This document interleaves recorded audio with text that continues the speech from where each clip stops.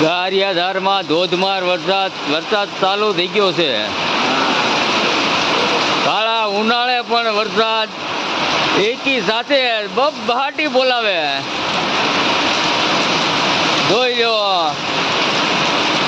તો પાણી હાલવા મળ્યું છે.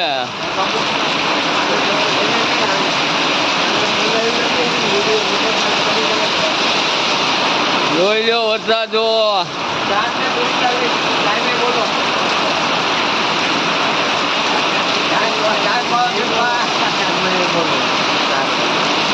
4 વાગ્યાનો સમય.